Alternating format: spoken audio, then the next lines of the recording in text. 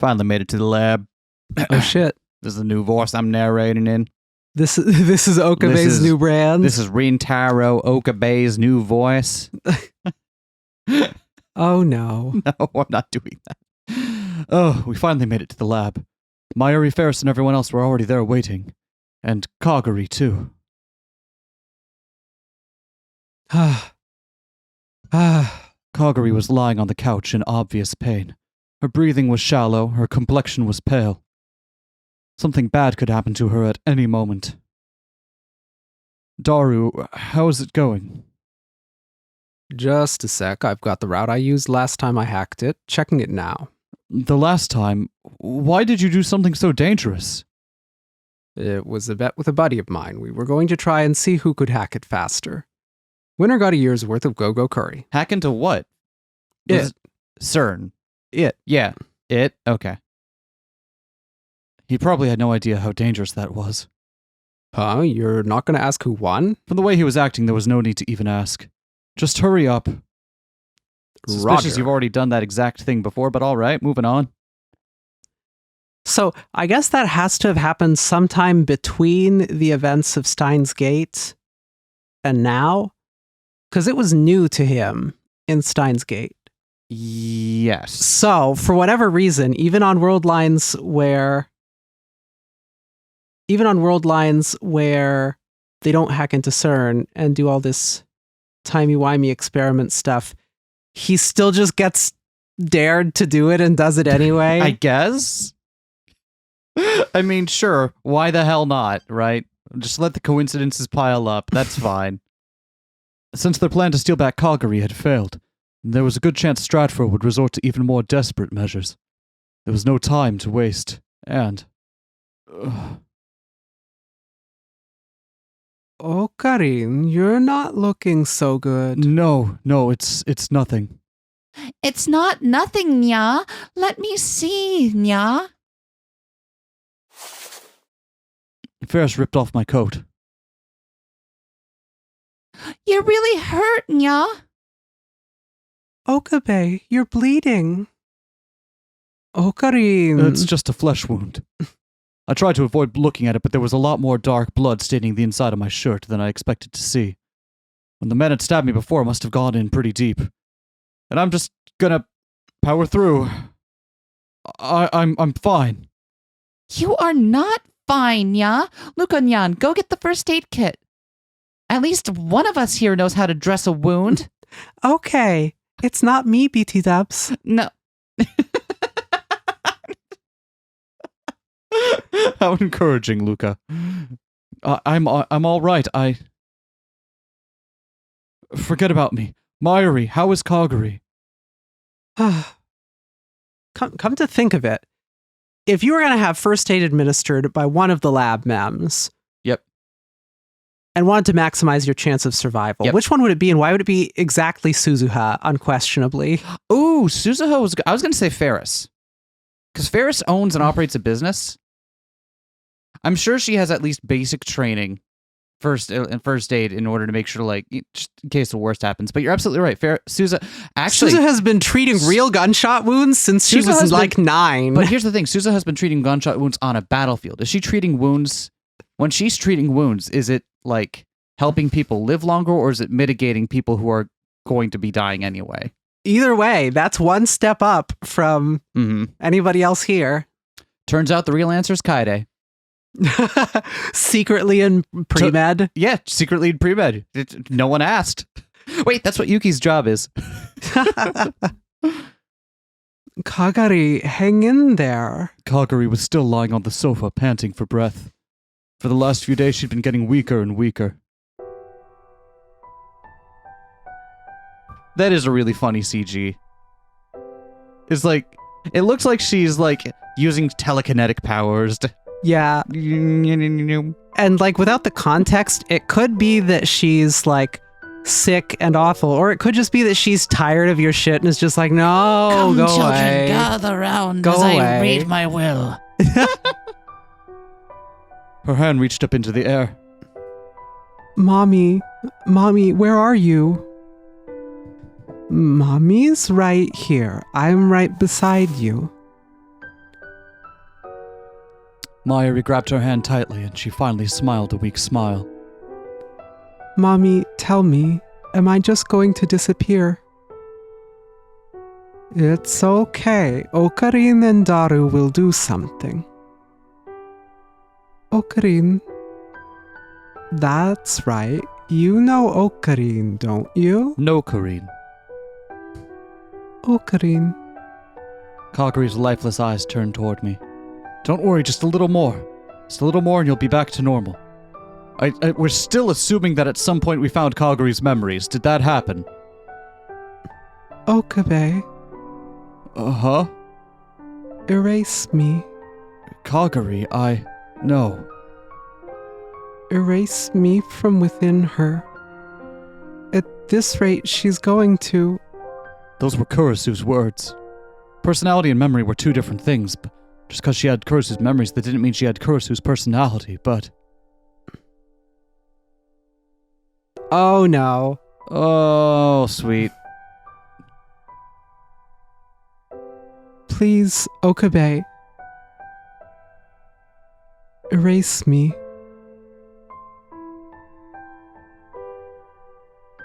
Those were definitely Kurisu's words. At least that's how it seemed to me. I remembered what she said before. She told me to save Mayuri. She told me she couldn't sacrifice Mayuri to save herself. Maybe there was a tiny chance that Kurisu's memories would safely settle inside Kaguri's mind, but even if they did, I knew what she'd chosen. She'd chosen to leave. She'd chosen to disappear. I had no way of knowing if the words coming out of Kaguri's mouth were from another personality created by Kurisu's memories, but there was no doubt they were Kurisu's words. Right now, she was nothing but a formless thing called memories. So why? Why even now, when she was nothing but memories, did she still have to suffer so much? Why did she have to suffer at all? I'm sorry, Okabe. There's a CG for you.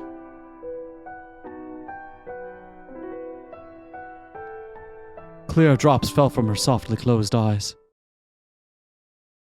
Daru, did you find it yet? Kurisu. I asked him to stop myself from screaming her name.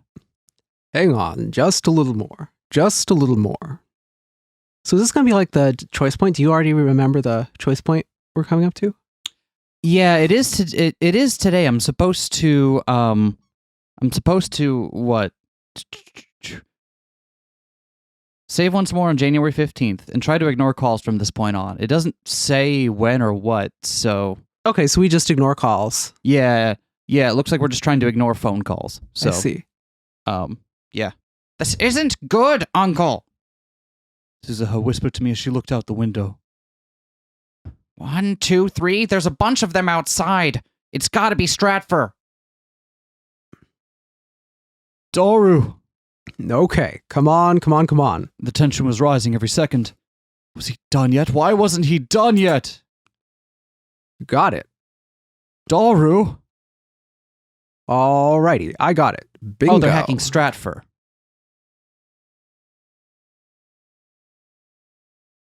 OMG, they're hacking Stratfor. OMG. Lukako and the others brought the treatment device over, but I motioned for them to stay back as I looked down at the monitor. Maho leaned over Daru's other shoulder. Look at the files that seem important and just pick the biggest one.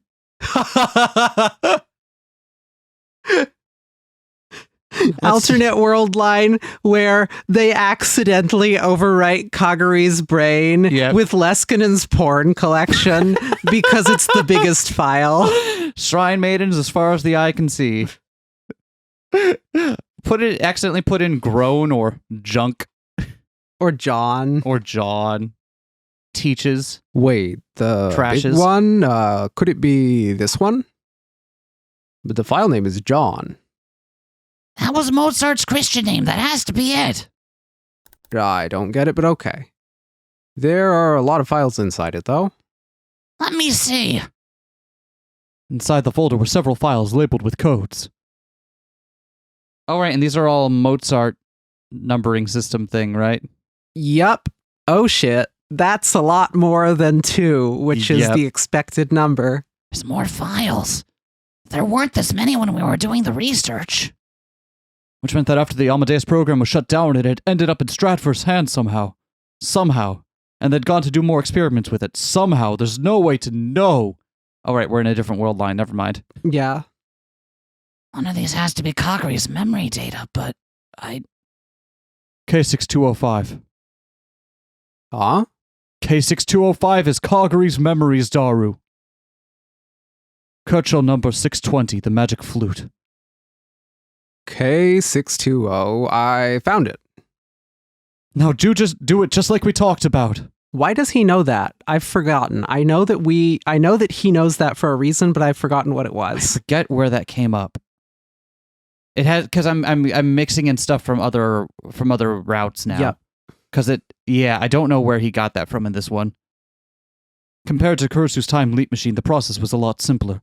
Since the memory data already existed, there was no need for a VR headset or the phone wave.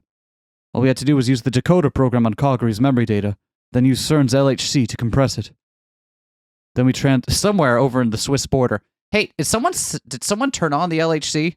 Did someone do that? Are we scheduled for that? Like, it just turned on. Are we cool? Is that cool? Are we good? Then we transferred the compressed data and sent it to the cell phone. Fucking John CERN must have turned it on so he could prepare his afternoon gelbana snack.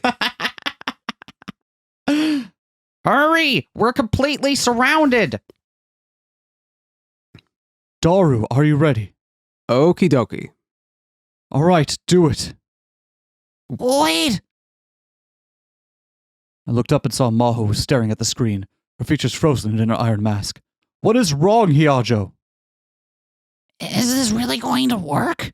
If it fails, Kaguri will... I reached my arm around Daru's back and put my hand firmly on her shoulder. It'll be fine. I guarantee it. Okabe, Uncle! Kaguri!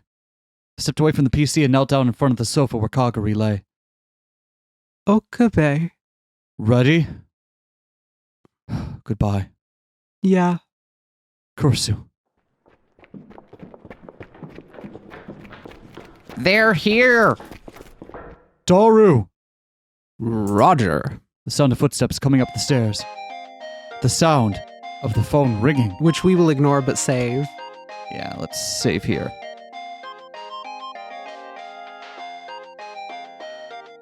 All right.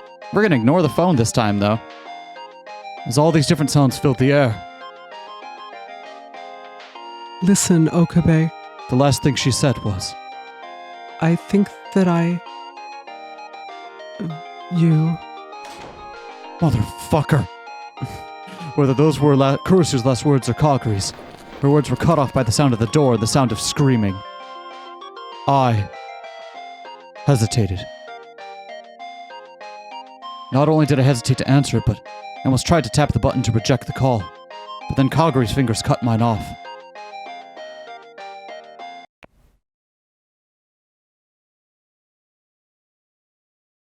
Huh.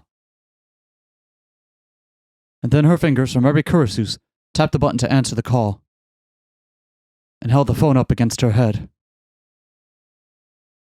It stopped ringing.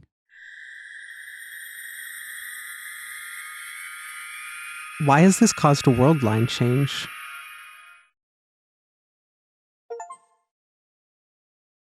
Huh. All right, we did end up on the correct route. Yep. The dizziness stopped. The room was pitch black. There was no one here but me. Even Suzuha, who should have been living here, was gone. Daru, Mayuri, Ferris, and Luca. And Kaguri, too. Everyone was gone. I was so tired and sleepy. I clutched my smartphone and lay down on the sofa. I closed my eyes, too tired to think. I guess this conveniently fixes the having been stabbed thing. That is true. No longer having been stabbed. Rin, Okarin, wake up. It's lunchtime. Someone was shaking me softly. Okarin, you're sleeping too much. Kagari will be here soon. Kagari? The second I heard her name, my mind snapped back into alertness. So if that changed the world line, then that means the future depended on Kagari having Kurisu's memories. So what they just did stopped the Makise Kurisu mass production model from becoming a thing. Yeah, somehow that spanner in the works stopped that from being a thing. So Kagari still came back in time, but hopefully isn't in danger of becoming Kurisu. Mm-hmm. Okay. But still goes missing and goes through this chain of events that leads to showing up here. Yeah. Weird. I forced myself to sit up. I was sitting on the sofa in the lab. Outside the window, it was bright. Oh, you're finally up. Was I trying to cross the border? No, Amadeus. Tuturu, Okarin. Yes, of course. Mayuri nodded, satisfied, and left my side. Why is there sad music? I took a look around the room. The table was covered in notebooks and textbooks that seemed to belong to Mayuri. She was probably doing her homework. Kisitaro's huge back hunched over the PC. The monitor was displaying a cute anime character. Seemed to be playing another H game. From the look of things, the only people in the lab were him and me and Mayuri. The time on my phone said it was just before noon, which meant I'd been asleep for more than 10 hours. Must have passed out before I checked to see if the world line had changed. I listened for a moment and I could hear the usual bustling of Akihabara outside. No sign of Stratfor. That alone made me feel relieved. What was their plan if this hadn't caused a world line change that they'd have no reason to suspect that it would? I don't know. I still don't even know why Stratfor, I guess because they figured out that that's where she is. Mm-hmm. Maybe it's just bad timing that it all converged at once. World lines love to do that. Okarin, you looked like you were having a bad dream. Is everything okay? Makise Kurisu? She hasn't lived here for 100 years. Yeah. Want some barley tea? You shouldn't have Dr. P right after you get up, right? Yeah, tea's fine. I would like some barley tea. That'd be pretty good, TBH. It's good. Have you had it? No. We should get it sometime. It's a good, refreshing, not caffeine-based summer drink. Well, all right then. I had a friend who lived across the circle in the subdivision when I was growing up, whose father was from Japan and would always make a big pitcher of barley tea on hot summer days for the neighborhood kids. It was good stuff. Yeah. I don't know where to buy it, but I'm sure I can just Google it. Thank you for that wonderful digression on barley tea. Yeah. Anyway, I want some. Sound off in the comments and remind me to get it because I'm going to forget by the time the episode's over. Let us know if you need anything while we're at the store. Yeah. Mayuri went to the kitchen.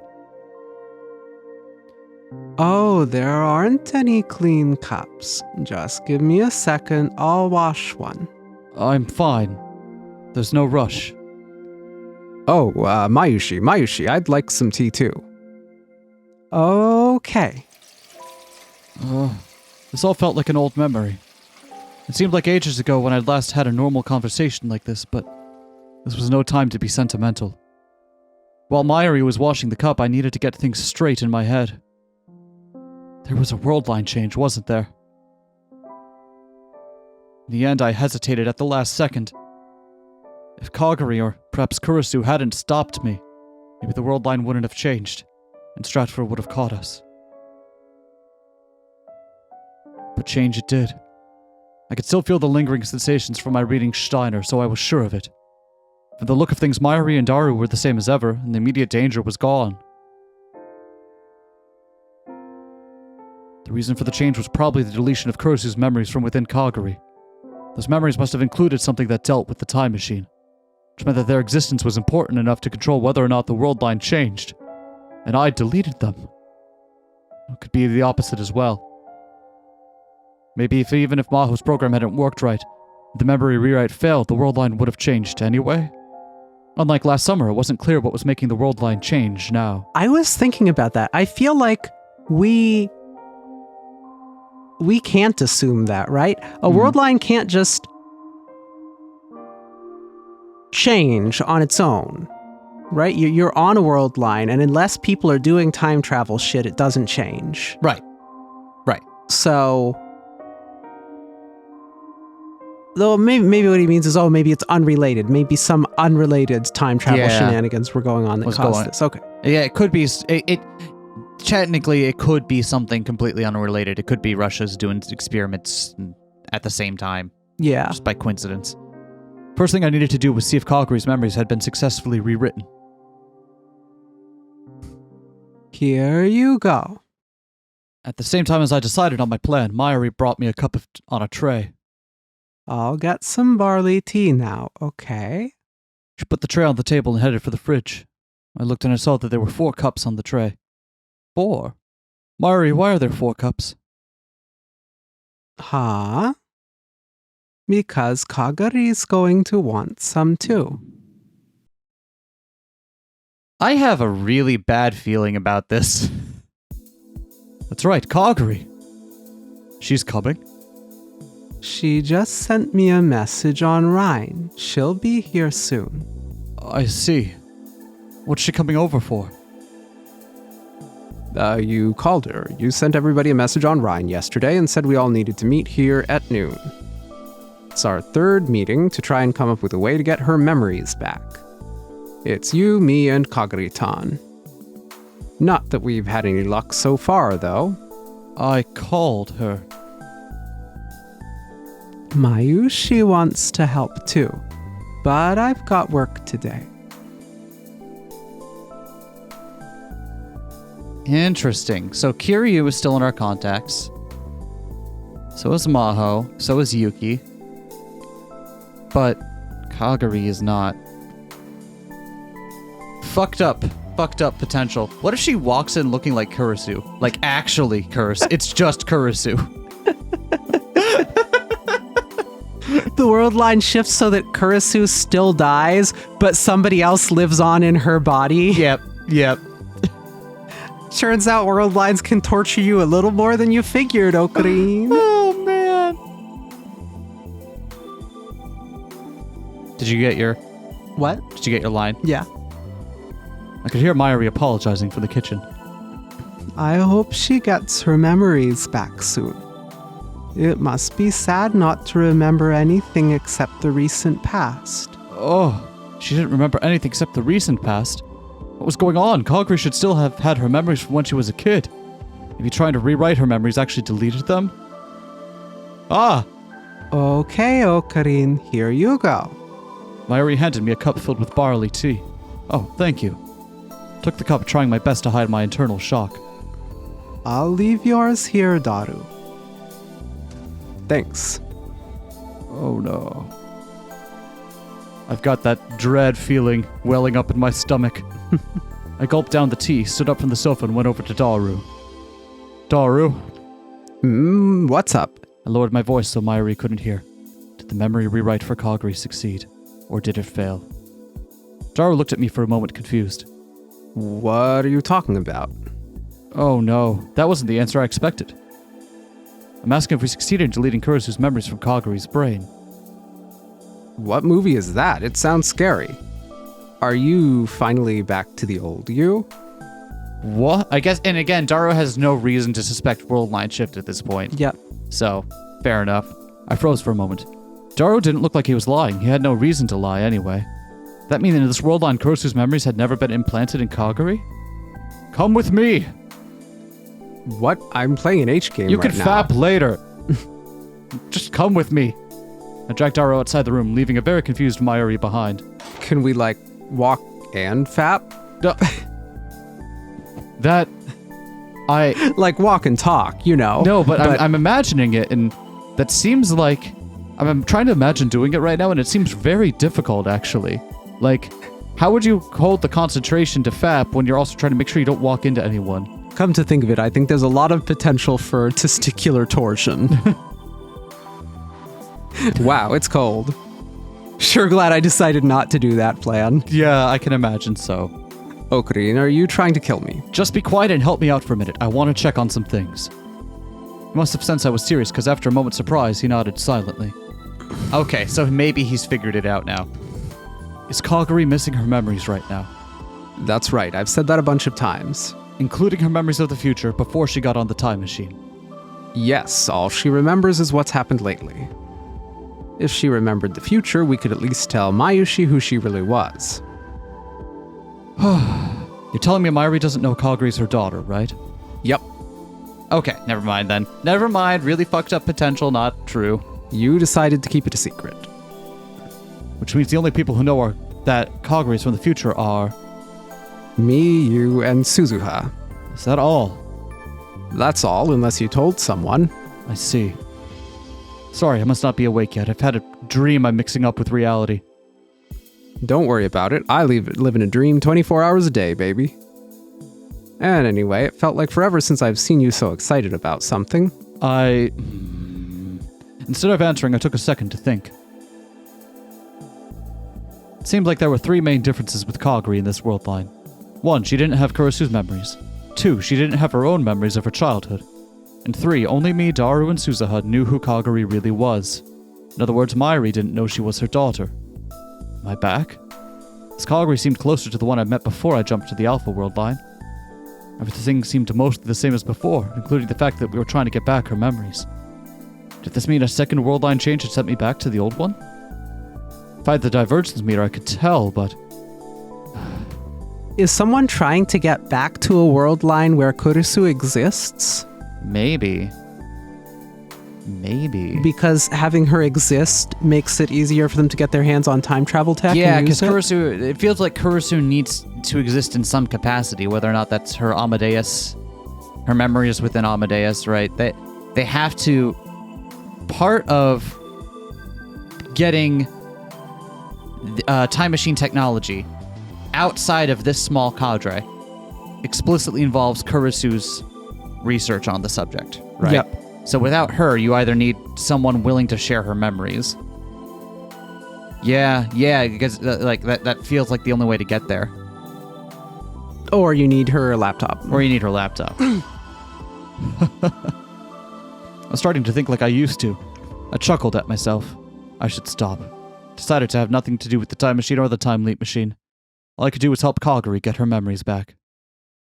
Okarin, you've been acting kind of weird for a bit, you know? No, I'm fine. Don't worry about it. I hope so. Anyway, it's really cold. Can I go back in? Yes, I'm cold too. Daru and I raced back inside the room.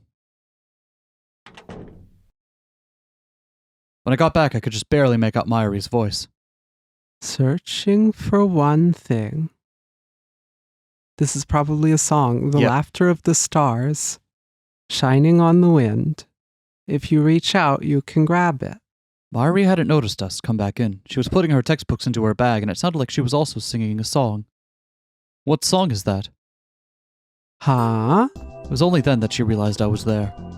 Oh, welcome back. It's cold outside. What were you guys talking about? Fapping. Oh, that tracks. Wait, even for me? Oh, wow. You hang out with Daru voluntarily. Okay, that's fair. We were just talking about this season's anime. Oh, wow. Hey, what was that song? Oh, was I singing it? I don't know the melody. No. Searching for one thing, the laughter of the stars, shining on the wind. If you reach out, you can grab it. Heard something fall near the front entrance.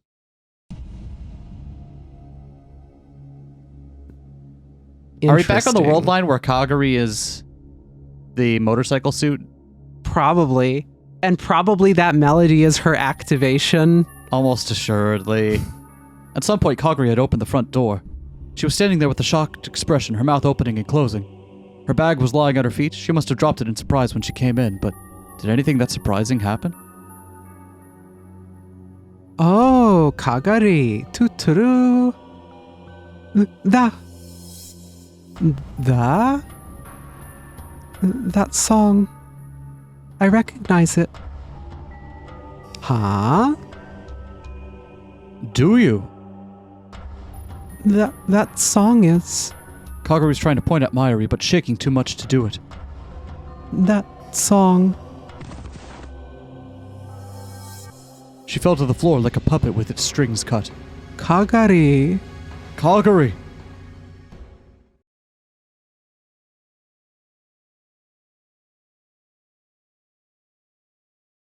What? Tiny Kaguri. I see. Searching for one thing. The laughter of the stars. Shining on the wind. If you reach out, you can grab it. Mommy? What is it, Kagari? What song is that? This is a really important song. What kind of song? It's a song to make people smile when they're crying, maybe. Is it important to make people smile when they're crying?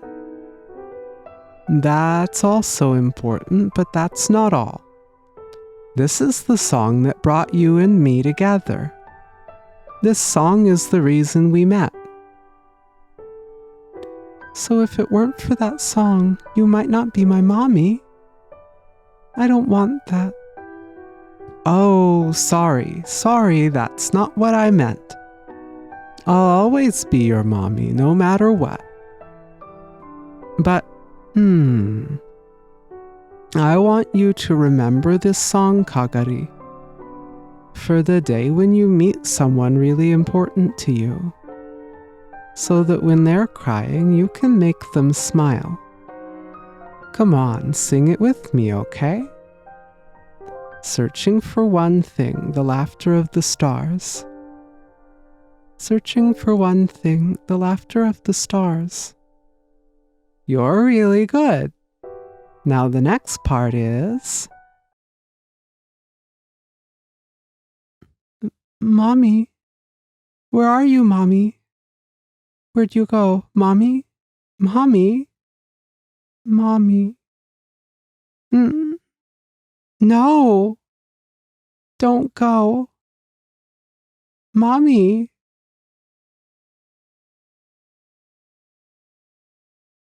Aww. I keep giving everyone the side eye when I slide in from the right side. It's very menacing. I wet a towel at the sink and put it on Kaguri's forehead as she lay on the sofa. She looked like she was having a nightmare. Her breathing was shallow and pained. She still wasn't awake. You think she's okay? I don't know.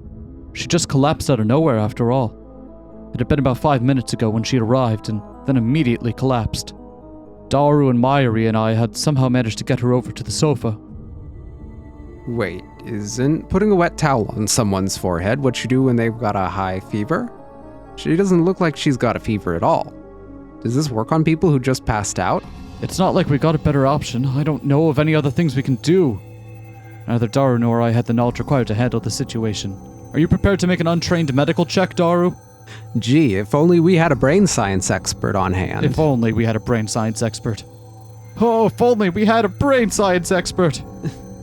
But since Kaguri had no insurance card and no residency certificate, taking her to a hospital felt like a bad idea.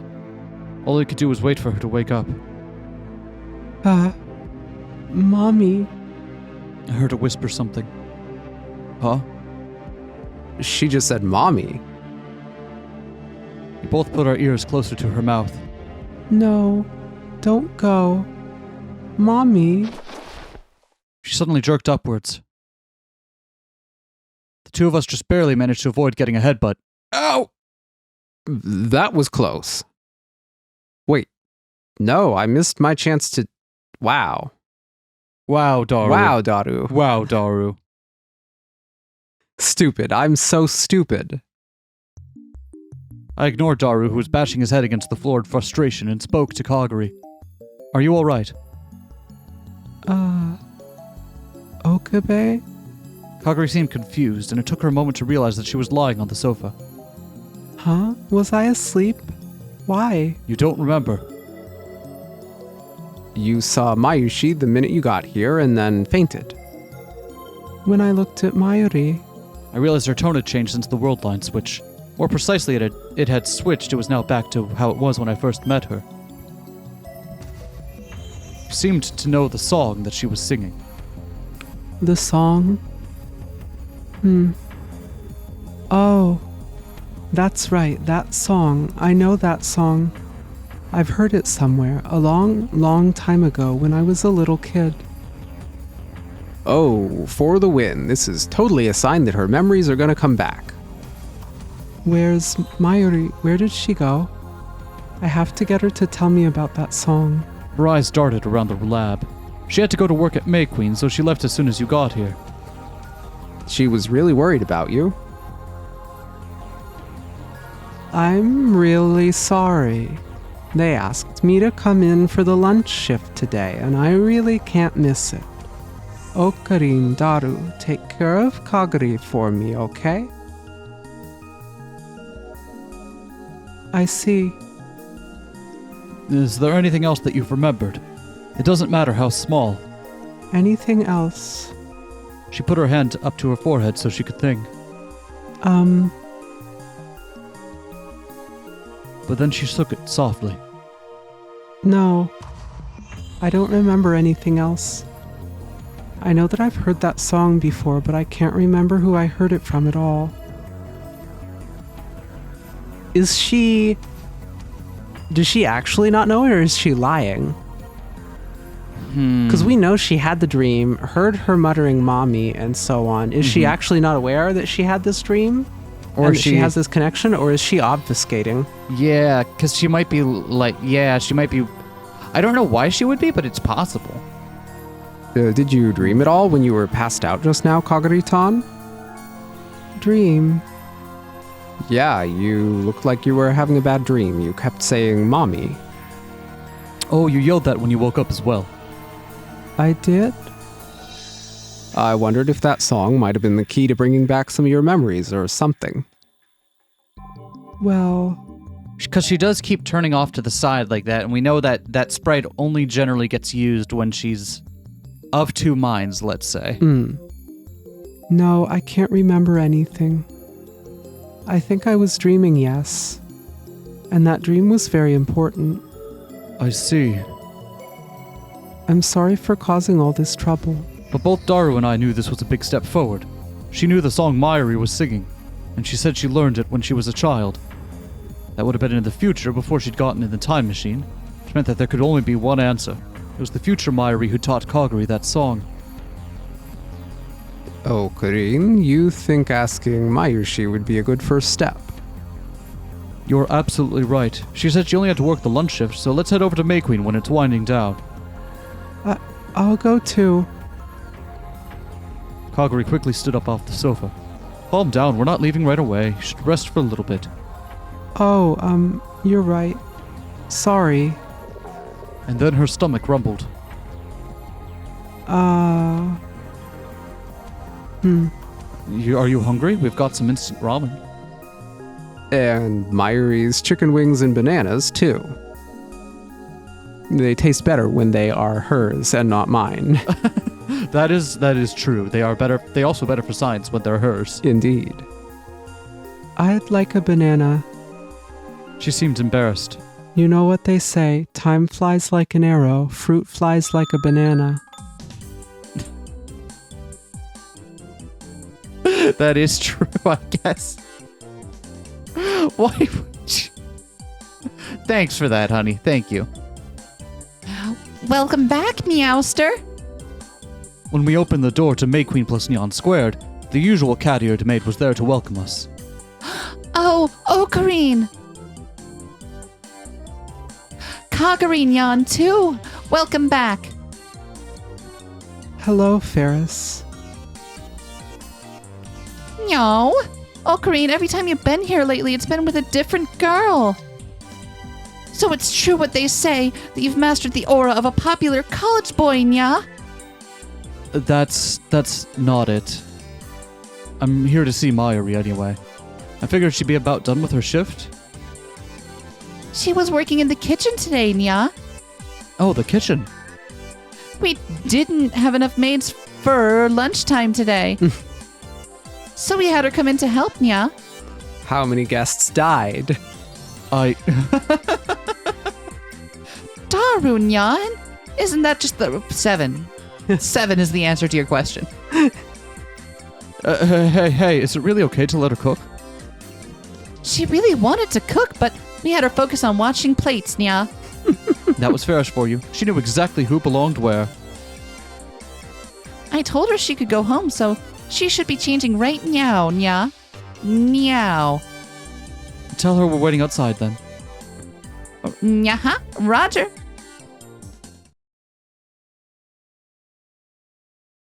We waited down below for a bit before Mayuri came out. Oh, no Mayuri and May Queen sprites. Okarin, Kagari, thanks for coming to get me. Is Kagari okay? As soon as she got out of the store, Mayuri ran out and gave Kagari a big hug. She had a worried look on her face as she peered into Kagari's eyes. Thanks, Mayuri. Yeah, I'm okay now. I'm so glad. You just fell over, so I was really worried. I'm sorry I worried you. But why did you two come to get me? There was something that I wanted to ask you.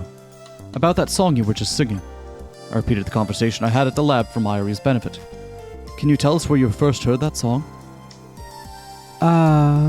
Mayushi heard Suzu singing it. Oh, so Suzuha was singing it. That's right. After work, Mayushi studies a lot at the lab. On rainy days, Suzu does her training inside, like push-ups and sit-ups and stuff. And when she finishes her training, she always takes a shower. After she comes out, she looks out the window at the rain as she dries her hair. And when she does, she always softly sings this song. I've never asked her what it's called, though. I see. Maybe it was a song from the future then. Like a song that was popular with people in the 2030s, maybe. Maybe Kagari learned it at the same time Suzuha did. Maybe we should ask Suzuha next then. You're right. I've come this far. I'll stay with you until we find out. Really? Thank you. My relationship with Suzuha was probably still pretty strained in this world, but she would probably help me get Kagari's memories back. Let's head back to the lab. She should be working at the bra and tube workshop. Mayushi will go with you. The party increases. You're sure, Mayuri? Yup. Mayuri gave a cheerful answer, then started to fidget as if she were embarrassed for some reason.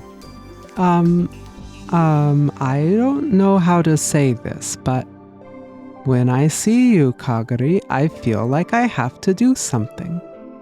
It's like I want to protect you, or I want to help you. I wonder why. It's strange, isn't it? Maybe it was the bond between mother and daughter. It's going to be a long time before Mayuri became Kagari's mother, though.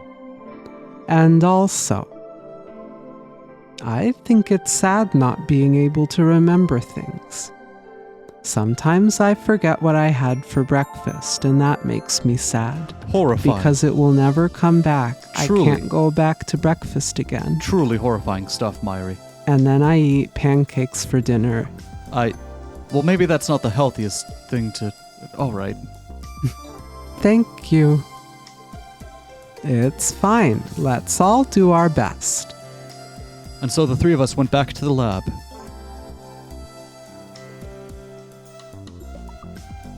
Huh? Suzu's bike isn't here. Well, that's strange. It was here when we left. Just as we went to peek inside the Brawn Tube workshop, Tenoji came out. Hey, you all need something or what? Is Suzuha here? I think she was working a little while ago. Oh yeah, she left for the day. Said you had something to do this afternoon. It seemed pretty serious. Did you ask what it was, or? Nope, I ain't interested in getting involved in my part-timers' private lives. And that's all he said before he headed back into the shop. The less I know about what Suzuha's doing in her free time, the fewer legal consequences I might suffer for whatever it is. Exactly. I wonder where she went. What do you suppose she had to do? I hoped it was nothing serious.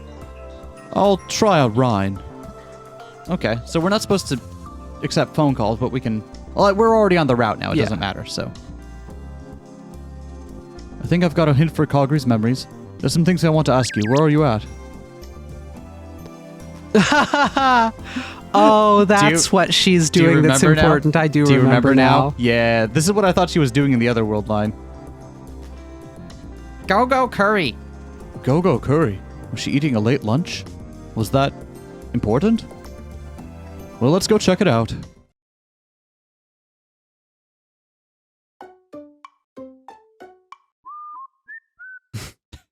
Wow, that was amazing. The winner of this month's Go Curry Akihabara Eating Contest is... the first person in store history to win 3 in a row, the Silent Slaughterer. Wow, where does she fit all that curry into her tiny body? She's the goddess of curry. The goddess of curry has appeared before us. She sure slaughtered that curry. If you told me she was a real assassin, I'd believe it.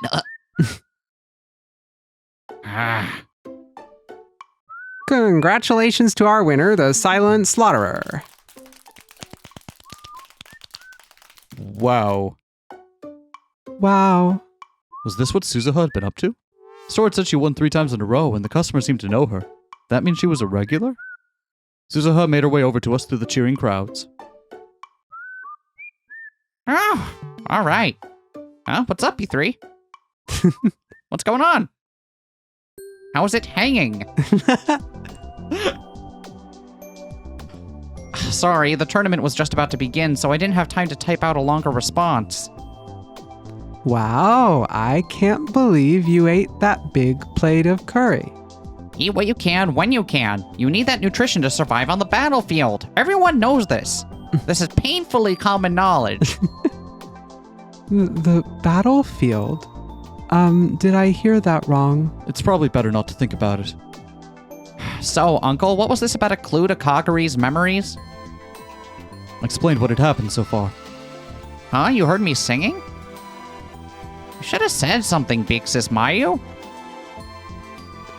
You were so cute when you were singing. I thought if I said something, you'd stop.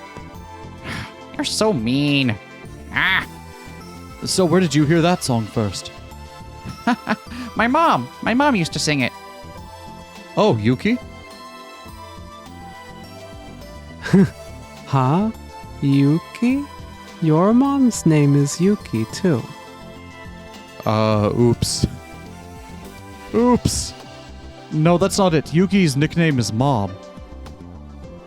That's right. I always call her that for reasons that we will not interrogate right now. Do you? So how did she get that nickname? Not important. We can talk about that some other time. Uncle, over here. Suzuha and I stood a little way from Kaguri. Listen, is there really any point in hiding the truth about Mom from her? Her memories might not come back, so it's smarter not to tell her, I think. I see. I'd like to avoid that if we can. So Yuki taught you that song in the future, then? Of course. She used to sing it as she cooked, so I learned it that way. I was getting confused. So what was going on here? So when Kaguri was little, she learned it from you or Yuki? No way. Kaguri only became Big Sis Mayu's adopted daughter after Mom died. And I've never sung it for anyone. I've never let Kaguri hear it either. It's all I could do to survive back then. I didn't have time to sing. I didn't even realize that I had been singing it. She said she learned it when she was a kid, so she probably learned it from Big Sis Mayu. I see. Which meant Kaguri learned it from Mayuri, who learned it from hearing Suzuha hum it. Suzuha learned it from Yuki, her mother. Which means we visit Yuki next, I suppose. It's turning into a game of telephone. But even so, if we kept at it, we were sure to learn the truth eventually. I gotta do maintenance on the time machine, so I don't think I can go. Take care of Kagari for me, alright? Yes, of course. In before Yuki's answer is, oh, there was some amnesiac girl that was passed out near Chiba, and she was singing this song. Looked a lot like you. That's where I learned it. So that's the story. Oh, stable time loop. I explained to Mairi and Kagari what I'd learned from Susuha. Of course, since I couldn't tell them about the future, I skirted around that part of the story. I see. So next it's Yuki, right? Mairi, can you contact her for me? Okay, sure. Mairi took out her phone to call Yuki. She's not answering. I'll send her a Rhine. Mairi gave up on calling her and sent her a message on Rhine. There we go. I'm sorry this turned into such a big deal. Don't worry about it. And you know, Mayushi is having fun going on a walk with Kagari. Thanks. I feel kind of relaxed too, talking with you like this. Oh, me too. Maybe we just get along. That makes me happy. If Daru was here, he'd yelled Yuri for the win. Or to think of it, Daru had said he'd had something to do today, and I hadn't seen him since we left the lab. Probably something I didn't want to know about. Oh, I just got a message from Yuki. See, it's weird about lesbians. The game is weird about lesbians.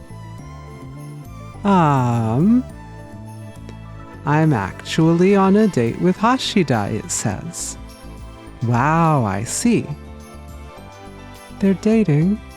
I hadn't heard that they were close enough to start dating, but was that what Daru was up to? Good for him. Looks like she's coming to the lab this evening. Listen, I know everyone's instinct is to go interfere with them, but let's not do that. Evening, huh? That's not for a little while, but... I don't think we should interrupt their date, though. That's right, let's wait. Oh, if Kagari wanted to wait, it wasn't my place to disagree. We decided to have Mairi answer Yuki's message and go back to the lab. On the way... Ah! Oh, what's up? Ocarine, over there. Mairi suddenly lowered her voice and quietly pointed towards the nearby cafeteria with outdoor seating. Are we really doing this? Ugh, come on. No, we don't want... Mairi, you know lives hang in the balance here. Two people we recognized sitting at one of the tables. It was Yuki and Daru. Two of them were eating a sandwich together. Oh, this is, I don't know. I guess since Daru's over there, not here, I'll say it for him. Daru, normies must explode. What do we do? Literally nothing. Nothing we can do will help this situation. We will only make it worse. I want that to be perfectly clear to everyone. We shouldn't get in the way. But this isn't something you get to see every day, is it? Okabe! The fuck, man? That's very true. Mairi's eyes were filled with passion. She seemed to be truly cheering them on. Should we wait for them to finish and pretend we were just happened to walk by? Mayushi thinks that's a great idea. Sounds good to me. Kagari and Mairi were getting excited. Was this really that exciting? We sat at a nearby table in the corner of the terrace so as not to let them see us. We covered our faces as best we could and quietly observed the two of them. We did our best to make sure this was as weird as possible. Remember when this game was about time machine intrigue? Do we all remember those days? Those wonderful halcyon days? They seemed to be enjoying their lunch, even more so with people staring at them. I could just barely make out what they were saying. Oh, Hashida, you got some tomatoes stuck on your mouth. I'll wipe it off for you. No, I'm fine. Just fine. I'll wipe it off myself. Oh, but you never have a handkerchief with you, do you? Come on, turn this way. If I could turn that way. If any of my bodily fluids get on your handkerchief, you'll have to throw it out. I will not. Oh, come on here. Background Yuki, background Daru. Aww. Oh, that's cute. Aww. Yeah, let Daru just have a moment. Yeah, that's cute. I just realized why they're perfect for each other. Yeah? Hats. Damn, you're right. Most of the crew doesn't have hats. That's right. Other than Mayushi, who is also a hats person.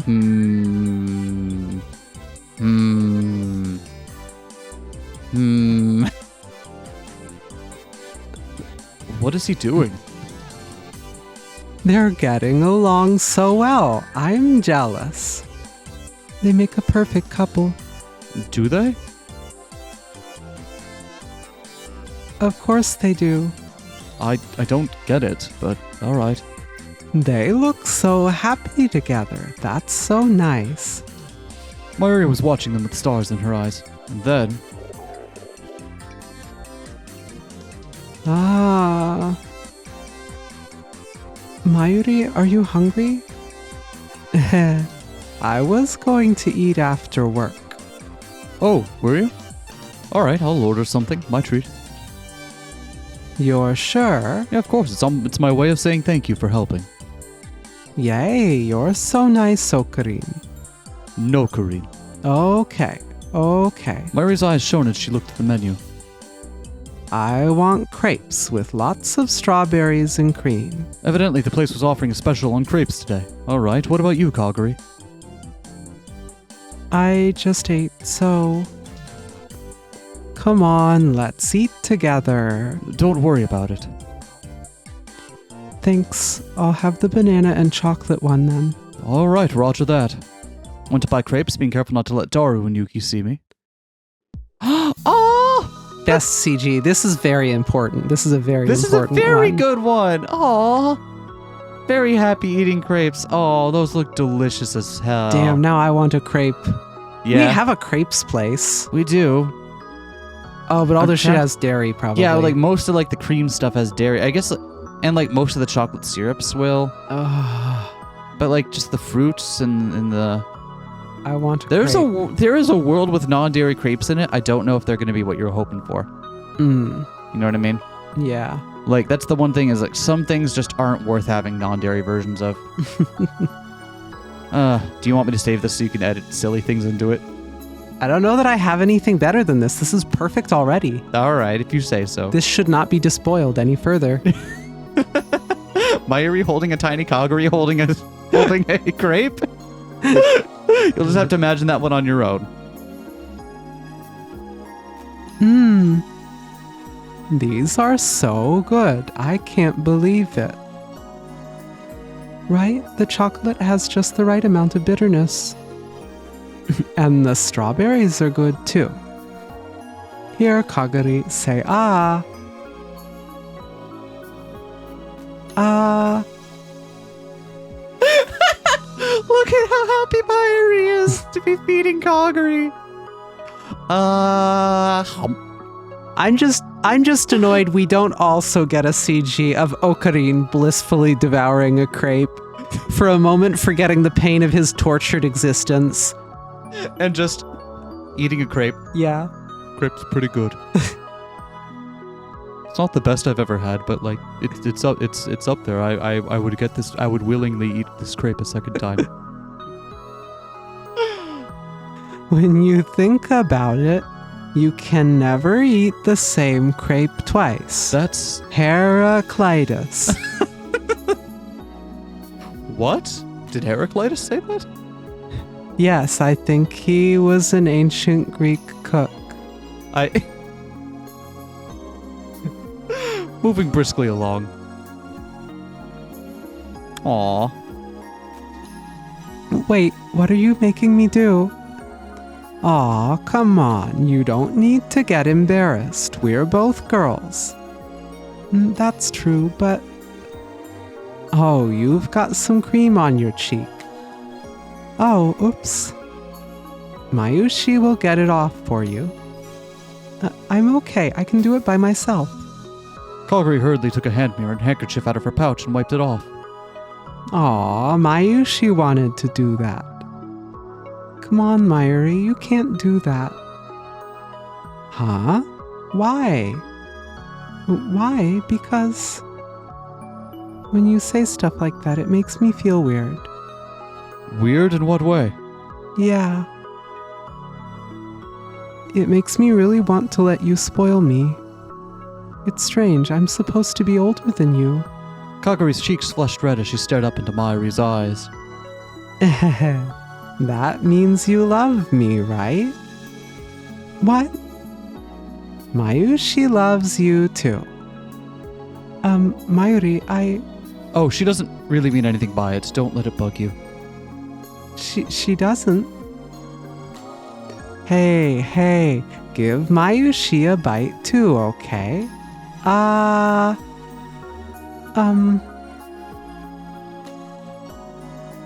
Chomp. You sure you want none of these? These are all really good. The one of Mayuri singing into the microphone here. Oh man. Chat, you'll just have not chat, comment section. Y'all will have to just show us what you've got on your own here. Oh, fine. Here, say ah. Mayuri took a bite of the crepe in Kaguri's hand. Someone else's eyes must have looked like two sisters feeding each other crepes. Of course, I need to hit go before I look at. Of course, Mayuri would be the little sister, but it didn't look that way to me. It looked like a little Kaguri's blushing and stretching a hand out toward her mother. I really did want her to get her memories back. I could only imagine what the future was like after World War III occurred. But no matter how bad it got, families must still have gotten together to eat dinner. Maybe this happened in the future, too. Suzuka drops in, yeah, until the great dinner conflict of 2035. How was that even a Then no thing? one ate dinner again. That would be a very, very happy. From that point on, the only meals were brunch and a late afternoon snack. Breakfast? That's fucking decadent. Okarin, Huh? What's up? what's wrong? You're spacing out. I do that frequently. Oh, sorry, I was just thinking about something. Do you want a crepe too? I'm good. Why not go get one? I'm fine, I just ate. And the crepes looked so sweet that I'd lost my appetite. Oh, I know. Mayushi will give you a bite of hers then. Ah! You can have one of mine too. Ah! I suddenly found myself with two smiling girls shoving two crepes into my face. Come on, stop that, it's embarrassing. Without even thinking, I tried to move my chair back, only to get it caught on the leg of the table. Huh? Oh! Okarin. Oh! Okabe. Ow. Rest of the cafe watched me as I fell flat onto the ground. I ended up attracting a lot of attention, and as a result... Oh, hey, is that you, Okabe? Wow, are you having... What is that? A dinner? I haven't seen those since the dinner purge. That's something everyone else had to go through, right? What? Okarin, what are you doing here? Oh, they found us. Ow! Explain to the two of them how we'd found ourselves here. Jeez, you should have just said something. It's much weirder when you do it this way. Sorry. We didn't want to interrupt. It's embarrassing to think you've been watching us the whole time. And kind of violating. Daru's face was as placid as a sage's. Knowing that we saw him like that must have snapped his mind in half. So, Yuki, how about it? Do you remember where you heard that song? I mean, as long as we were here and we've already ruined things, might as well. In for a penny, right? I do. It was really recent, actually. I work at a dessert cooking class. I'm a teacher's assistant. That's my job during the evenings. Cooking desserts for Stratfor? What? What's... I'm strat for what? What am I strat for? That means strategy, right? In the new kid speak? I know how I love to make snacks, right? I'm still learning, though. All her desserts are really yummy. I see. Let's make some soon, Kaguri, all right? Yes, please. I tried to get the conversation back on track. So what's the deal with the song in this class? Oh, that's right. I'm facing the camera directly now. This is a really unusual sprite for me. One of the students in the class was always singing it. I don't think she knows she's doing it, but she always looks really happy when she does. I picked it up at some point. Was that student someone you know? Someone I know? I don't think so. She's an older woman. We'd played the game of telephone to this point and ended up with someone who had nothing to do with any of us. Maybe it was a really common song and Kaguri had just happened to learn it from hearing someone sing it in the future. No, it was too early to assume that. Well, let's try getting a hold of that student if that's not weirdly violating. I mean, we're already being weirdly violating today, right? In for a penny, in for a pound. Yeah, exactly. Yuki, can you contact her for us? I know you can't tell us her private information, but... I don't mind. It's a class, sure, but it's not really that big of a deal. I know her email. I talk to her all the time. Yuki took her phone out of her pouch and started to fiddle with it. She seemed to be looking at a list of addresses. Here we go. That's her. She turned the phone towards us. Seeing the name of the person we never met wouldn't do us any good, but we looked anyway. Huh? Huh? Huh? Huh? Oh, what? What's up? That name. That's Okarin's mom. There was no doubt about it. That was my mother's name. I hadn't seen her since the Great Dinner War. Oh damn it! Mom Karin isn't going to get a sprite. No, unfortunate. Who's Okabe's mom? You want to be Okabe's mom? Sure. Wow, so Yuki's a friend of yours. Oh, Mom. After hearing the shocking news that Kaguri's song traced its roots all the way back to my mother, we went back to the lab. It would have been embarrassing to call my mom in front of Mayuri and Kaguri, so I went up to the roof in the cold to call home. When I asked my mom if she was going to a cooking class, she seemed surprised that I didn't know. I see, that song, huh? I had no idea I was singing it. That's kind of embarrassing. Where did you hear it first? Where? Like, did you hear it on the radio, or maybe you heard someone else singing it? It was you. What? You used to sing it. What? When? What? What are you talking about? That's impossible. You remember when you were in middle school and Mayuri got really depressed, right? When her grandma died? Everybody was really worried, but one day she suddenly got better. But then you started going crazy. What was that all about? You were a bad scientist, right? Please stop. Was there anything in the world more terrifying than hearing about your own dark history from your mother?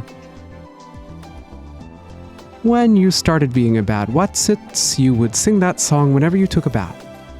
You sang it so often, I guess I learned it. I sang that. That's right, you don't remember. Oh, customer's here. Bye. It's going to rain soon, so come home quick. Oh, seriously?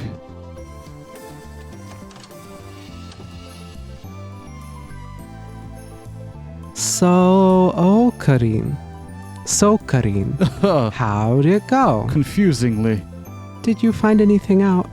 I explained what I had heard from my mother, even though I didn't really understand it myself. What? Yeah, they were surprised as well. I was more surprised than anyone. I was so surprised I actually was feeling pretty calm. So, what does this all mean? What did it mean? Kaguri learned the song from Mayuri in the future. Mayuri learned it from the present, Suzuha in the present. Suzuha had learned it from Yuki in the future. Yuki had learned it from my mother. Wait. Whoa! Hold on! Okarin mom silhouette. Okarin mother. Yeah! We get a silhouette. That's interesting. I don't know if she showed up in the anime at all. I feel like neither parent did, and I think that's so unfortunate. I think they deserve their time in the limelight. But this is the closest you'll ever get to seeing Okabe's mom, I guess. And my mom had learned it from me. And did I ever sing? Mayushi doesn't remember. If it was a popular song, maybe I would have hummed it, but... no luck, I just can't remember. What do we do? We're out of clues, aren't we? Mayuri looked like she was about to cry. Kaguri gave her a gentle hug. Please calm down, Mayuri. Okabe, does the fact that you sang it when Mayuri was depressed give you any kind of clue? I don't know. I didn't really do anything special. All I did was go to see Mayuri when she was visiting her grandmother's grave. That's when Kiyoma Ho'owin, now sealed away, had been born. Should we go to her grave then? Still Ho'owin Kiyoma. Doesn't sound right. Yeah. You might remember something. Was that possible?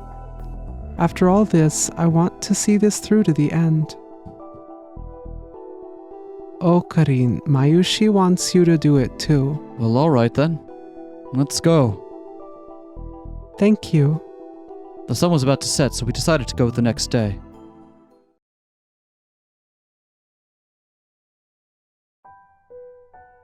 The next day, the sky had been cloudy since morning. I met with Kagari and Mayuri at a spot near the cemetery where her grandmother was buried. It looks like it's going to rain, huh? I didn't bring an umbrella. Why not? I make poor choices frequently. Okay. That's... At least you're aware of it, I suppose? The weather said it wasn't going to rain. Mayushi didn't either. And I never brought an umbrella when it wasn't raining. In other words, no one had one. Let's finish this before the rain starts then. Okay. Your grandma will be happy you came, I bet. Yeah. And Kagari's here today, too. Wait, that should have been my grandma, rather not your grandma, right? I think so, yeah. I feel like we've got a couple of lines switched up between people. I think that might have been a little bit, yeah. I can't wait to introduce my wonderful new friend to Grandma. Mayuri. Okarin, let's hurry. There's a lot Mayushi wants to tell Grandma. Yeah, let's hurry. We finally arrived at the cemetery. The skies were getting darker and it felt like it could rain at any minute. We finished cleaning the grave and each of us put our hands together in front of us. And then Mayuri sat down and started talking to her grandmother. Kagari and I watched from a short distance away. And then Kagari came in, and she was so surprised she fell down and went bang. Mayushi was really scared and really worried, but I had to go to work. So I said to Okarin and Daru, take care of Kagari, and left the lab. But I was so worried I thought my heart was going to burst. Anyway, and so on and so forth, and then it was now. Okabe, Kagari whispered to me concerned. Oh, don't worry about Mayuri. That's kind of like a ritual for her. A ritual? Yes, she loved her grandmother a lot, and when her grandmother died, it was like she lost a part of her soul. For about 6 months, she wouldn't say a word to anyone. She'd just come here and stand all day. It was like she was praying to go be with her grandmother. And you brought her back, didn't you? How did you know? Mayuri told me. That girl. Aw, come on. It's cool. Hoin Kyoma, the mad scientist. Stop it. I was desperate for any idea I could think of. Looking back, it was the right answer, but it was still really embarrassing. I used every bit of knowledge I could scrape up from anime and video games to keep Mayuri's soul from leaving us. I won't let anyone take you away. Mayuri is my hostage, and she's a sacrifice for my human experiments. There'll be no escaping me. My balls haven't fallen yet. Oh. Mayushi's your hostage. I guess I'm stuck here, huh? No. I think that's a wonderful story. Is it? It is. Ah. Huh? It started raining. Oh, of course it did. I looked up just in time for a drop to fall on my cheek. A cold rain started to come down. I didn't think it would start so soon. What should we do? We just gotten here and hadn't done anything yet. I wanted to at least do a little research before we left. Let's find a place where we can get out of the rain. We can get umbrellas at a convenience store if we need them. Okay. Mayuri, let's head back to the station for now. Huh? Wow, it's raining. Mayuri gets pneumonia and dies. The end. Credits roll. The rain started to come down harder as we ran toward the station. I'm soaked. We should have bought the umbrellas first, huh? We need to take a shower or we'll catch a cold. I know. Kagari want to come to Mayushi's house? We can take a shower together. Huh? Mayuri turned around and suddenly stopped. I stopped too. Looked back and saw that Kagari wasn't keeping up with us. She was standing some distance away with a blank look on her face. She was facing up but seemed to be staring off into the distance. Kagari, what's wrong? I can hear it. Her voice was flat and emotionless. It was like she was a different person than the one that had been there a moment before. What can you hear? A voice. I hear a voice. Kagari? Mayuri started to walk towards Kagari. I have to go. And suddenly, Kagari ran through the puddles of water and out into the street. Kagari! A truck was coming.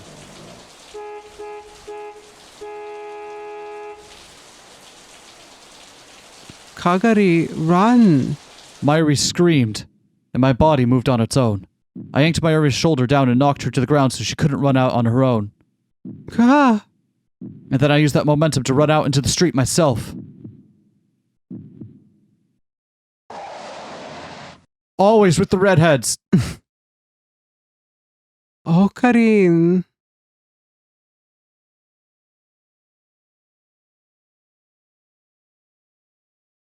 Always with the redheads.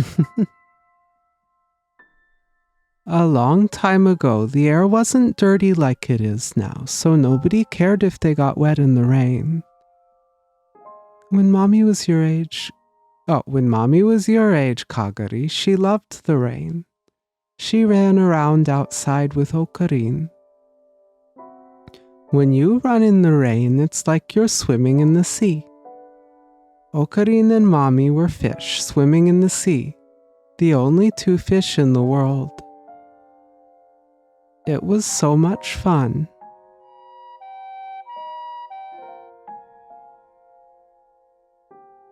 When was that? After I'd been separated from Big Sis Suzuha in 1998, I was locked somewhere for a long time. When did I escape? Why did I escape? I wanted to see Mommy all of a sudden. That was the only reason. At the place where she... Oh, alright. At the place where she was kept, Kagari was waiting for the professor to come, like always, when she happened to look outside and see that it was raining. When she smelled the water through the window, she remembered what her mom had said, and the next thing she knew, she'd taken off the headset she was wearing. Nobody had expected it, so escaping was easy. She ripped off the cords on her arms and used the little window to go outside, and then she'd snuck in the back of a truck that was just leaving the parking lot. The facility she'd been kept in must have been deep within the mountains. After hours of shaking, the truck finally reached a town somewhere. When the truck stopped, she jumped out and wandered in the rain with nowhere to go. She didn't have any destination in mind. She wanted to see her mom, but didn't know where she was. And even if she did find her, her mom would have been younger than Kagari and wouldn't know who she was. She'd run away from the facility on impulse, but she had no money, and there was nothing she could do, except wait for the professor to come and find her. And until then, she wanted to get wet in the rain. The rain kept falling for a very long time. Her clothes got wet, but she didn't care. It's so weird that the rain doesn't hurt. The rain in this era didn't sting when it landed on your skin. It was warm. For the first time, Kagari learned that nature could do things other than hurt you. There was life in this rain. That was how it felt to her. The rain in this era was alive. It was totally different than the dead rain of the future. Kagari kept walking, enjoying the feeling of being surrounded by living rain. How long had she walked for? When her legs finally started to get tired, she sat down at a bench with a roof over it. It was a trolley platform. It was unmanned, without even a ticket station. She sat down and looked up at the sky. The rain was still falling. I'm sure God doesn't like this rain. He probably likes the dead rain better than the living rain. Otherwise, I can't explain why the rain in the future is dead. The dead rain sure didn't seem better than the living rain to Kagari, but there was one thing she was sure of.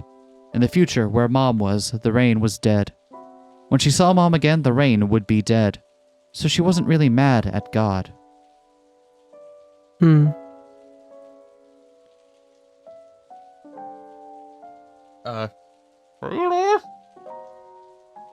A boy was standing next to the bench. He was the same age as Kagari, or maybe a little younger. He was holding an umbrella, but the area below his knees was soaking wet. He must have walked in the rain for a long time. Kagari said nothing as he sat down next to her. He looked tired and in pain. Ugh, me too. The boy talked to her in a voice that was a whisper. What he talked about she couldn't remember, but he seemed to be in so much pain as if he was carrying the weight of the whole world's sadness on his shoulders. Why had he talked to her when they'd never met before? Why had he decided to open up to Kagari? Strangely, it didn't bother her. She was the same. She was the same as he was. And strangely, she realized something. There were things in this world that you just couldn't change. There were things in this world where all you could do was watch them slip through your fingers. You couldn't give up on them, but you had no choice but to give up. She felt that despair. Maybe the rain had brought the two of them together. There were so many people in the world, and yet the two of them had no one they could talk to. So maybe the rain had brought them together. The living rain. The warm rain. The gentle rain.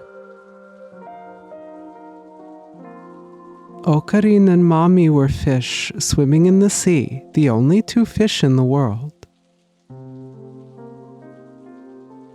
Mommy had... Oh. Mommy had looked so happy when she told that story. But it sounded sad to Kagari.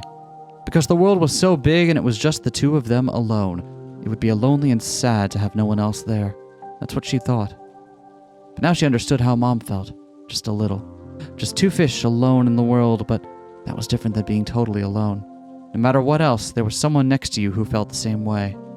It was lonely, but she was sure it wasn't that lonely. That's what she felt at the bottom of the sea of living rain. Searching for one thing, the laughter of the stars, shining on the wind. If you reach out, you can grab it. There was nothing Kagari could do for the boy, but she felt like he needed that song. Next thing she knew, the boy was gone. The rain's not stopping, huh? I've been looking for you.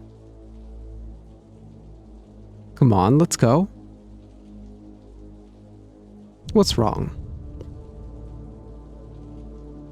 I have to go. She shook off the professor's hand and ran off into the street through the pouring rain.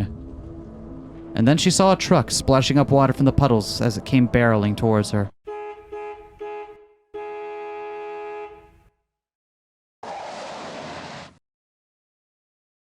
Kagari, you gotta stop running out in front of trucks, okay? It's one of my top 3 favorite hobbies. What are the other two? What are the other two? Running out in front of bicycles. Uh-huh. And running out in front of smaller motor vehicles. All right, so I'm noticing a pattern. An unfamiliar ceiling.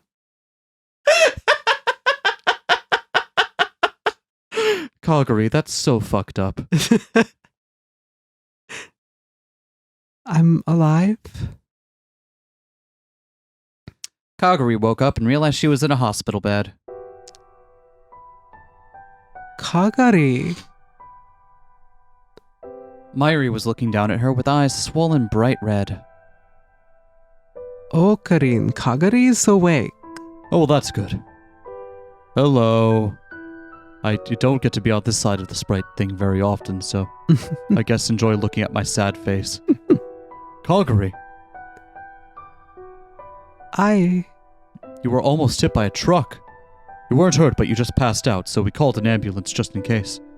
You don't have an insurance card, so the bills are probably going to be crazy, but... Well, the lucky part is, I don't legally exist, so... They'll have trouble tracking me down for payment. I see. It doesn't matter. It was the only thing we could do.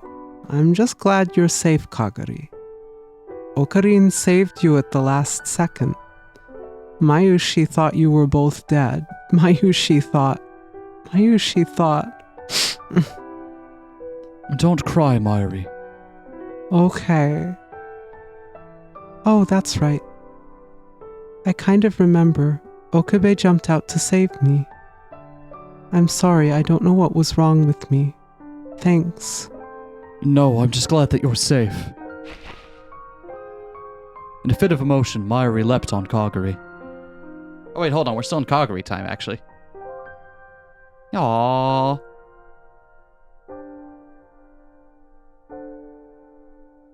I'm so glad, Kaguri. I was really worried. Mayuri. No, that wasn't right. Kaguri finally understood everything. That wasn't right either. This wasn't Mayuri. Yes, that's right. This was Mommy. I finally get to meet you. Now it was Kaguri's turn to give Mayuri a big hug. Mommy? Huh? Mommy? Kaguri, no, Mayushi's not your mommy. You are. You're Kaguri's mommy. She couldn't stop herself from talking like a little girl. The last 10 years vanished, and Kaguri was once again a small child. Mommy? Kaguri, are your memories back? Uncle Okarin. Oh, right. Yeah, I remember it all now. I'm Mayuri Shina's daughter. My name is Kaguri. Huh? But you're older than me, Kaguri. And Mayushi's never, had a baby or anything. Mommy, I'm from the future. In the future, you adopted me when I was an orphan. Mayushi did? That's right. You were the one who gave me a reason to live. You sent me to the safest place you could think of so that I wouldn't be in danger. The safest place? The past. You probably thought that if I lived in a time when Japan was at peace, I could be safe. But I still missed you. I couldn't find you here. No matter how safe it is, I didn't want to live without you. Mommy, I missed you. Kaguri clung to Mayuri on the soft bed and cried for a long time. At first, Mayuri was confused, but she eventually hugged her back gently. Kaguri. Aww. Mommy. Yeah. I'm sorry. I'm sorry.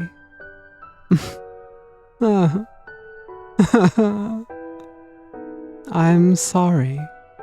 It must have been so hard. You must have been so lonely.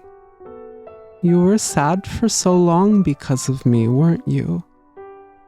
I'm sorry. Mommy.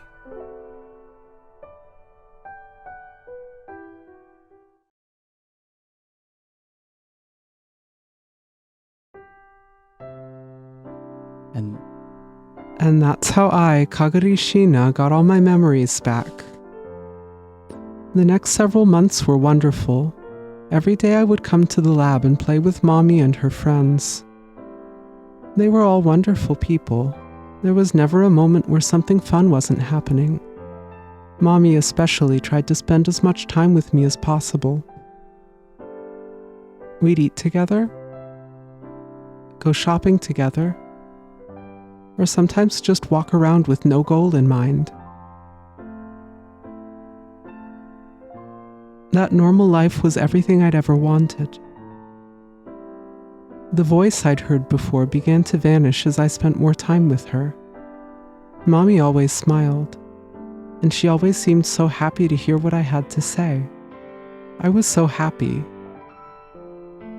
We had a lot of sleepovers too, at the lab, at Mommy's house, at Luca's house. We'd stay up late eating snacks and talking, and then I'd sleep in the same futon as Mommy. We'd both whisper that song that she told me brought us together. And it did. When I was little, Mommy taught me this song, and she learned it from Big Sis Suzuha. And Big Sis Suzuha learned it from Yuki, and Yuki learned it from Uncle Okarin's mom. And Uncle Okarin's mom learned it from Uncle Okarin, and I didn't know for sure, but if that was true, it was wonderful. I talked about a lot more with Mommy. About school, about the lab, about Uncle Okarin, about the future, about love, about all kinds of things. One day she said this to me. Hey, Kagari, Mayushi had an idea. Maybe this song is a song to make the person you love feel better. They lost their most important treasure and they got so sad they finally just went to sleep. No matter how much you shake them, they won't wake up. That's how sad they are. But that treasure isn't really gone. It's actually so close they could reach out and touch it. But they don't realize it's so close. All they do is sleep. But really, they're waiting for someone to wake them up. Because that person is right next to them. They're not gone at all. I don't know when, but I know that someday they'll wake up. That's what I think that song is. And Mommy looked at me and smiled. Her eyes seemed so clear and calm as she gazed at the moonlight coming in through the curtains. It was the first time I'd seen such a pretty color. But when I thought back, I'd actually seen it once before. That day, that rainy day when I got my memories back, she had that same look in her eyes when she held me. She kept saying the same thing. I'm sorry. I'm sorry, Kagari. I thought that she was apologizing for what she'd done in the future. I thought that she was apologizing for leaving me all alone. But she wasn't. That apology was only from the Mayuri Shina who lived in 2011. She was saying that she was sorry for leaving me alone. It was about half a year later when I realized this. July 7th, 2011, the day of Tanabata.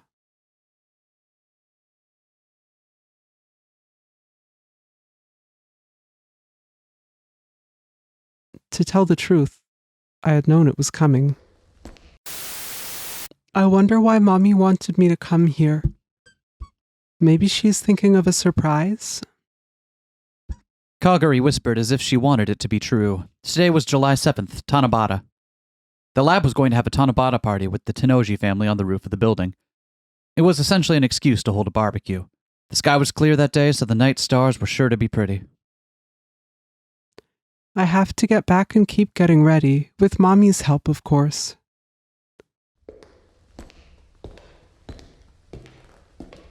I knew it was coming. I knew what this meant.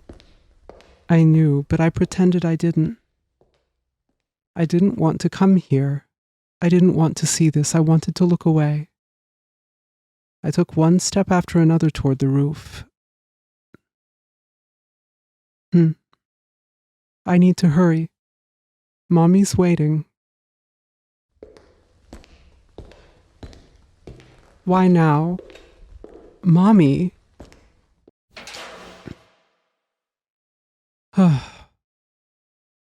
When I opened the door, I was met with a burst of warm wind in the gentle summer twilight. The stars could already be seen twinkling in the evening sky. Mayuri was there. She was standing right next to the time machine. She had one hand on her head to keep the wind from blowing away her hat, and another reached out toward the sky. Her open hand stretched straight up toward the Akihabara sky, as if she was trying to grab the brightest star. Her eyes seemed to look past the stars toward something beyond. It was so pretty, so ephemeral, and so fragile. Mommy.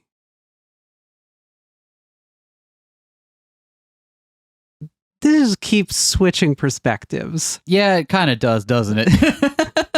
Kagari couldn't stop herself from crying out. It felt like if she didn't stop her, the stars would take her mother away. Slightly different Mayushi outfit. Slightly different. Or is this a redraw of the original game's Mayushi outfit? It might be?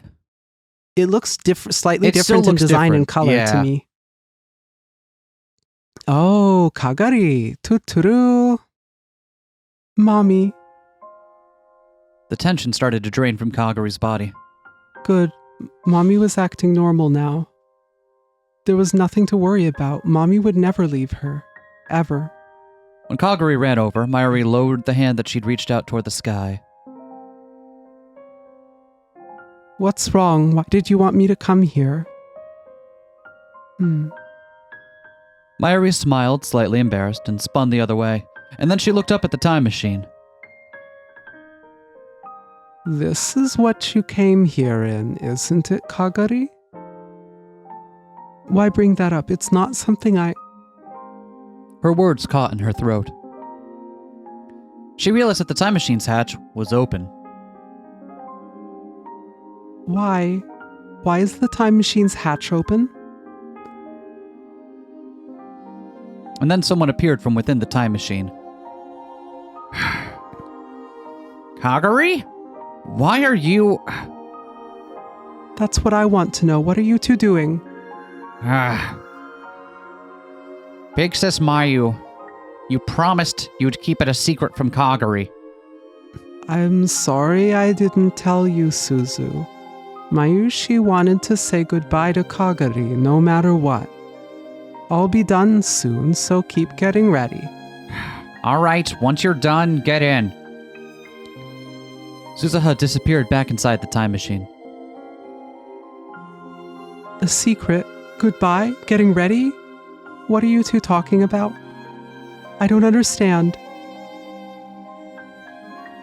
She did understand. She'd known exactly what was coming since she got the message from her mother, but she didn't want to accept it. She didn't want to accept that the time machine was going to tear her away from her mother again.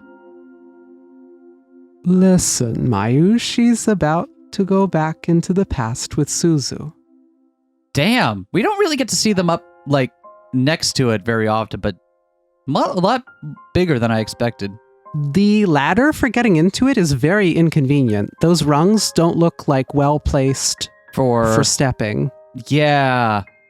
I wonder if it's it looked smaller than this in the other CG we saw.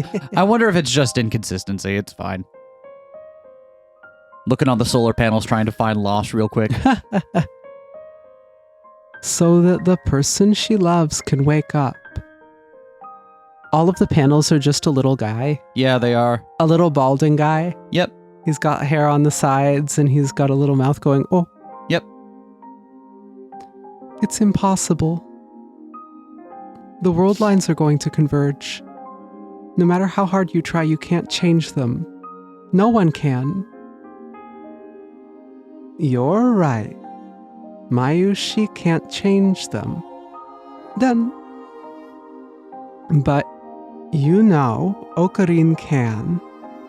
Okarin has the power to change the future. And even Mayushi can go back to that day and give him a little push. That day is our only chance. It won't work. Kagari grabbed Mayuri's arms, but she just smiled sadly. Even if it doesn't, Mayushi wants to see him again. Kyoma Hoin. I want to see my Hikoboshi again. No. But she knew this was coming. Ever since the day she got her memories back, Kagari's life had been truly happy. She lived every day in a peaceful Japan with no war and with Mayuri and the rest of the lab. Every day she shined like a jewel, and she'd thought it would last forever. But she'd known what that look in Mayuri's eyes had meant. She'd known why even when everyone was having fun, Mayuri always seemed kind of sad. What about me? What happens to me? If Uncle Okarin does reach Steins Gate, maybe the war won't happen. And maybe a lot of people will be saved, but then I won't be able to meet you. That's not true. No matter what the future holds, I'm going to meet you. In that world, you might not be alone. You might have a happy life with your real mom and dad. But even if you do, I'll still come see you. And then we can be really, really, really good friends. So you don't need to worry about a thing. You and I might forget about each other. How can you come find me if you don't remember me? It's impossible. Nope. Mayushi will know who you are. How? How can you be sure? Because 75% CG. Because that's fate. Actually, there are still Fate spin-offs even in the year 2036. There are two things that are constant in life: war and Saber. Actually, again, Saber canonically exists in the Science Adventure universe. You have to qualify canonically exists. Okay, sorry. The character of Saber exists in Science Adventure. Since you can find one on Dude's shelf in the first game in his fucking little trash pod living home. The bond between Mayushi and Kagari won't be broken by anything. So even if we lose our memories, Mayushi will come find you. Mommy. Tears like pearls fell from Mayuri's eyes, but she kept smiling at Kagari anyway. And for the first time, Kagari realized how strong Mayuri Shina really was. She realized that even if Mayuri didn't, how tough and strong her will was. This girl who seemed so small and fragile believed in the power of the future more than anyone in the world. Okay, I'm going to go. Mayuri was about to get in the time machine. She could see Mayuri's legs shaking with each step up the ladder she took. She couldn't let this happen. It would just end up like that day in 2036. Kagari couldn't take that anymore. Wait. Kagari clung to Mayuri's body. I just realized. What? These are the events that's happening in Gehenna's stigma that we don't see. Yes, or some version Something of these. similar to Yes. it. Probably not exactly the same because Kagari was motorcycle suit lady in that one. Yes. But they still Mayushi and Suzu were here with the time machine. Kagari shows up, bad shit goes down. Yes. Which makes me worried as to what's about to happen. Right? Because we know from Maho's we know from not Maho's ending, but from Maho's perspective, war's about to break out. Yep. I won't let you go to the past. I'll go instead. Kagari grabbed the phone that Mayuri was holding, then pulled down on her hand. Ah! Mayuri lost her balance and fell off the ladder, and Kagari leapt inside. Kagari, are you crazy? Kagari ignored her and leaned out the hatch to smile down at Mayuri. Mommy, I'll take care of Uncle Okarin. So just wait there. The perspective here? Giant Mayushi. Yep, again. I love that. I think that that's good. Giant Mayu. Big sis Suzuha, close the hatch. Are you sure? Yeah. All right. The hatch started to close. Mayuri was staring up at Kagari in shock. Kagari. Mommy, I'll always love you. In the past, in the present, and in the future. And then the hatch closed. She couldn't see her beloved mother anymore.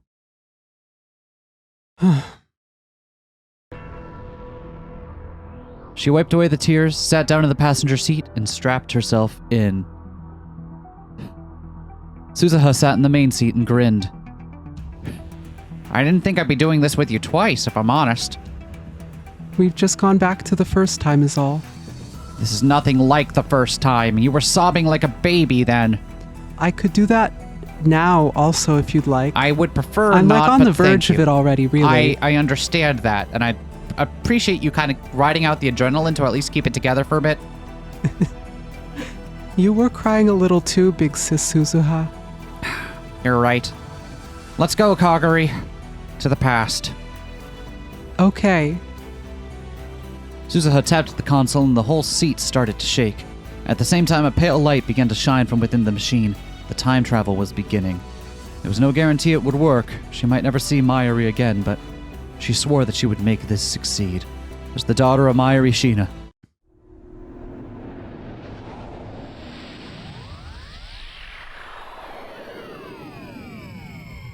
But is Kagari going to be able to convince Okabe to reach Steins Gate? Can't imagine how. Yeah, right? That's why it had to be Mayushi, so how's this going to help? Searching for one thing, the laughter of the stars, shining on the wind. If you reach out, you can grab it. No matter how far apart they were, that song would connect them together. Okay, so we're going for more of a thematic ending than a plot ending. That's fine. Yeah, that's fine. That's fine. That certainly feels like more of a fair ending for Kagari. Because Yeah. I bet this is Kagari ending, right? Yep. Almost assuredly. But yeah, I like as you pointed out, like, oh, is this the song? Oh, it totally is. Oh, I bet this is It the totally song. is. Yeah, I bet it is. Because the whole point of Mayuri going back is that she's supposed to, she's supposed to convince Ocarine to try again to find Steins Gate, right? Yep. And I get why Kagari doesn't want her mother to go through that, but also, what is she gonna do? Okabe. Good CG! Oh my god. Yeah, it's very good CG. Okabe is just gonna look at her and be like, oh my god, I'm seeing visions of the woman I just murdered. How is that gonna help? What kind of a kick is that, Suzuha? God damn. That CG still looks like she's... It doesn't look like what it's supposed to look like. It's very funny to me.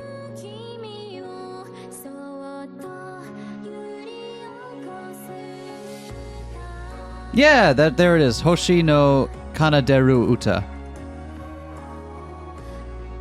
Aww. Okay, we got the crepe CG one more time. That was worth it. That was worth it. I still can't believe we're at 75% CG right now.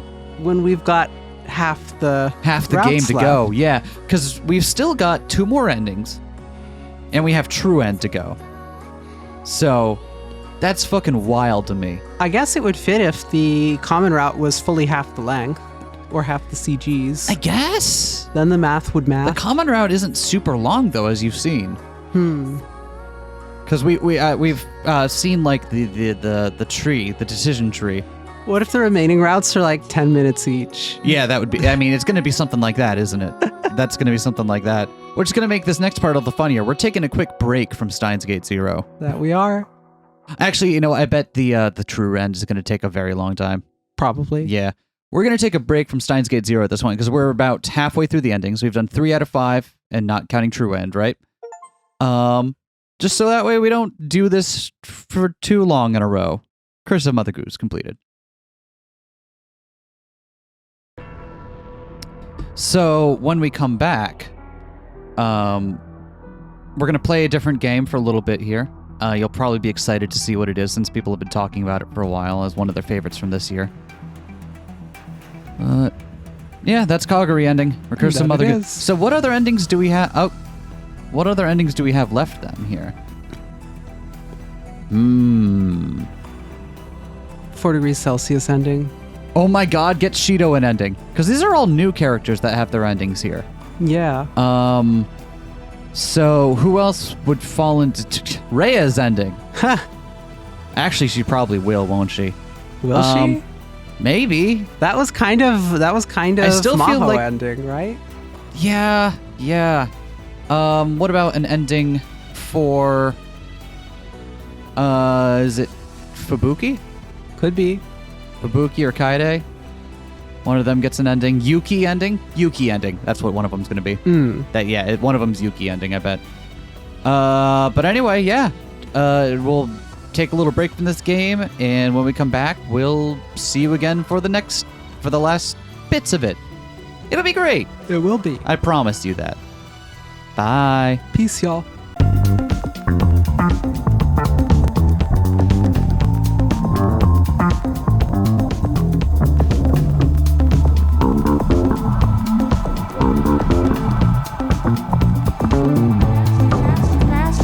Smash that like, comment and subscribe.